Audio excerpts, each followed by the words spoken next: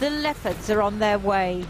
After several days of prevarication, the German Chancellor has reportedly agreed to send at least a company, that's about 12 of its Leopard 2 tanks, to Ukraine. Other countries, including Poland, Denmark and Spain, may send up to 100. Eine Bemerkung, weil die Fragen kommen ja sowieso. I have specifically encouraged partner countries that have Leopard tanks that are operational to begin the training of Ukrainian forces on these tanks already. There is no question at all where this is possible and desired.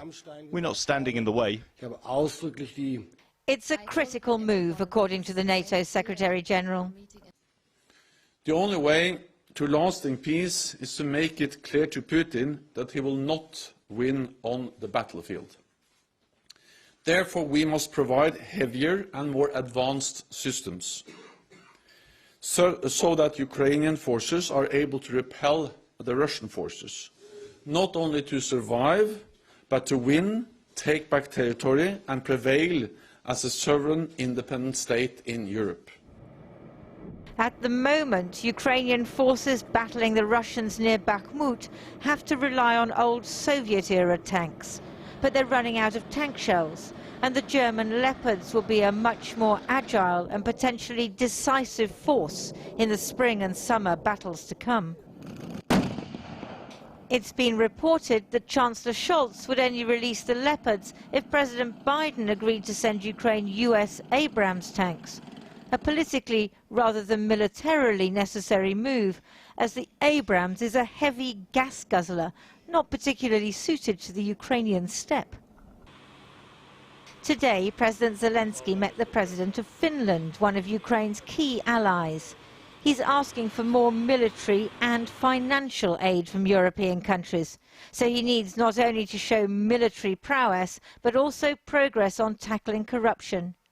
A few hours earlier, the deputy head of Zelenskyy's office, Kyrylo Tymoshenko, posted his resignation letter on Telegram.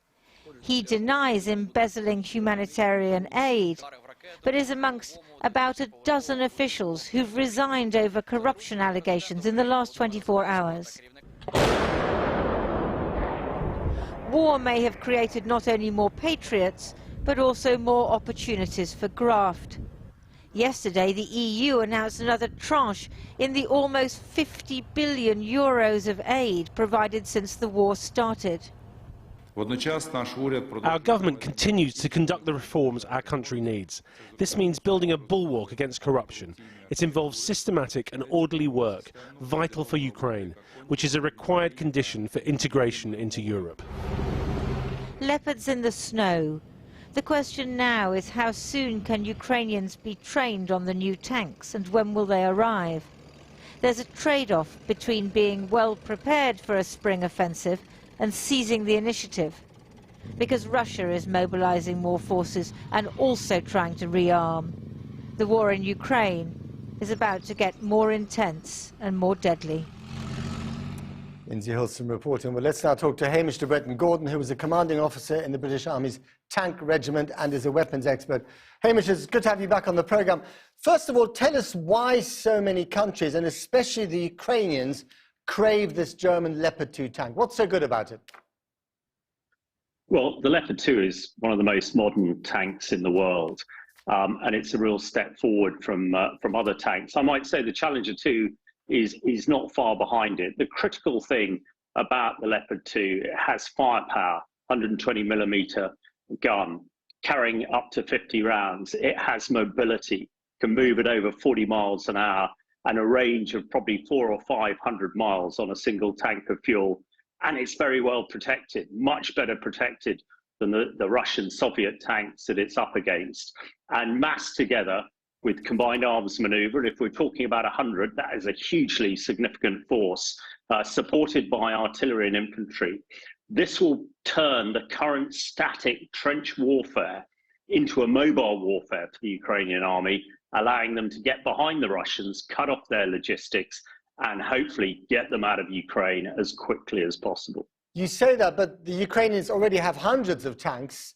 The Soviet era, I think, T-72 tanks. They captured 500 tanks from the Russians, apparently. And of course, the Russians have hundreds, if not thousands of tanks. So do you really think that those 100 German tanks could make such a big difference? Yes, I do, absolutely. The key thing that tanks like Leopard 2 and Challenger 2 have is they can fight at night as well as they can fight during the day. Russian tanks can't do that. They can also fire very accurately on the move, which again, Russian tanks can't do it. And Russian tanks are very poorly protected. We've seen hundreds of pictures and films of Russian tanks brewing up, being blown up by the British NLAWs and other weaponry, because they're just not well protected. A Leopard 2 and a Challenger 2 can take several hits from something like a T-72, okay, which the Russians have. So they are hugely superior. And certainly, I personally think are the game changer. 100 will be a good start. Hopefully, it'll encourage others. I hear the Americans are now seriously talking about getting Abrahams in there. And I hope we will put more Challenger 2. I mean, all of them, if it's possible, because this could tip the balance in the spring to allow Ukraine to hold back the Russian offensive expected in the spring, and more importantly, push them back out of Ukraine. Okay, so why do you think, here's the big question, why do you think the Germans finally changed their mind? Well, I appreciate it's been a really difficult decision for the Germans, and I've been as critical of them as others. I think speaking to German politicians and German media over the last few days, you know, the World War II question hangs very heavy over their souls, and one can only appreciate that. But I think they now realize that actually providing this heavy metal to defeat the current murderous tyrant who is affecting Europe actually is the right thing to do. And if they don't do that, I think they realize that they could well be having to fight those tanks themselves on the Russian border, on the German border or eastern border. Right. So I think it's a very brave decision they've made. I'm delighted they've done it. And let's give them all support, and the Ukrainian all support we can, so they can make best use of this new game-changing weapon. Okay, Hamish de Bretton-Gordon, thanks very much indeed. Well, joining me now is Daria Kalenyuk. She's the director of the Anti-Corruption Action Center in Kyiv. Daria, it's good to have you on the back on the program. Now, we also mentioned in Lindsay's piece at the top of the show that it's been a bad day for President Zelenskyy. It started off as a bad day because, of course, he had to fire more than a dozen senior officials in his government and 5 regional governors, mainly on allegations and charges of corruption. What's going on there? I think it also is something like a breakthrough in the war against corruption and changing usual approach of Ukrainian senior officials towards risks of embezzling funds. And in a mature society and in a mature country, those officials who are allegedly engaged in corruption, they have to face political responsibility. And political responsibility means resignation. Mm-hmm.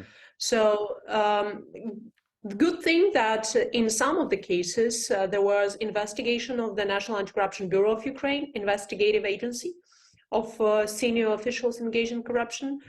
Their cases will be tried in the High Anti-Corruption Court, which is functioning even during the wartime. And meantime, there is political responsibility, at least against a few of the senior officials. Okay. Now it's not in all of the cases, but it's an important step forward. Right. We know that before the war began, Ukraine was 122, place 122 on the list of 180 countries when it came to the Transparency League. In other words, pretty dismal when it came to its record on cleaning up corruption. That was then parked to one side when the war started.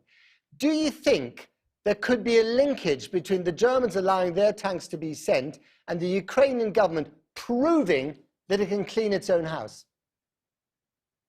I think ability of Ukrainian government to clean its own house clearly adds trust of international partners to Ukraine, because our foreign partners are entrusting us with quite important technology and advanced weapons. Leopard tanks is one of the most advanced weapons. If we are receiving Abrams tanks from the US, it's even more advanced. And we are also hoping for F-16 modern fighter jets. And for that, we need to keep this trust. So yeah, I think it's quite so there is a linkage. related. That's really interesting. I wonder also if there's a linkage between the European Union and Ukraine's fast-track membership of that organization. In other words, unless you clean up your house, we're not going to let you in. There is also this linkage, and there is huge support of EU and NATO integration by Ukrainians. 87% of Ukrainians supports that, and even more important, 75% of Ukrainians support that there has to be reform conditionalities and anti-corruption conditionalities towards the EU integration. Right. So it's not just the President Zelenskyy, it's the entire society which wants change in anti-corruption and rule of law. Because very briefly, you've got billions of dollars and euros coming your way in the reconstruction effort too, and there's a huge potential for graft, is there not?